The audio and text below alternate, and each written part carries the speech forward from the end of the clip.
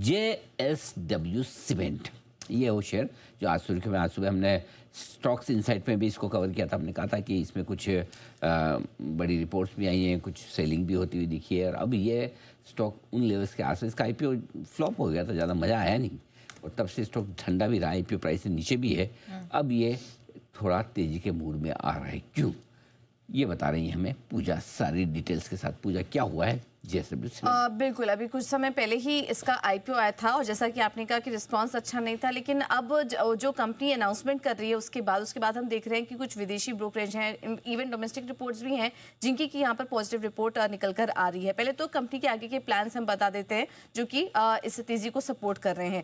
2028 तक कंपनी की करीब 11,000 करोड़ के निवेश की योजना बन रही है, और अगले 3 साल में उत्पादन क्षमता जो है वो 20 मिलियन टन से बढ़ाकर 41 मिलियन टन करने का इनका अनुमान है। और ये जो एक्सपेंशन होगा ये ग्रीनफील्ड भी होगा, ब्राउनफील्ड भी होगा।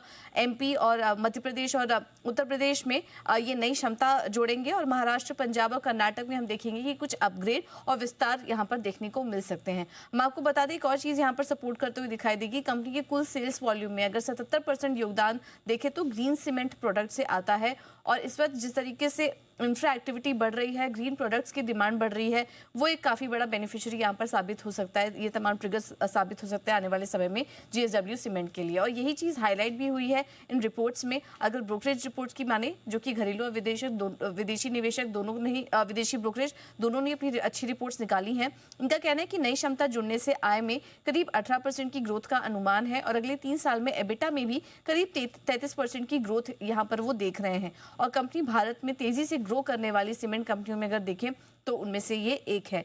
काफ़ी समय पहले सिटी की रिपोर्ट आई थी जिन्होंने कवरेज की शुरुआत की थी बाय रेटिंग के साथ, 165 के टारगेट देख रहे थे, और ऐसे 165-170 के आसपास के टारगेट्स बाकी घरेलू रिपोर्ट्स यहाँ पर निकल कर आ रहे हैं, उनकी तरफ से भी इस तरह के टारगेट्स देखने को मिल रहे हैं।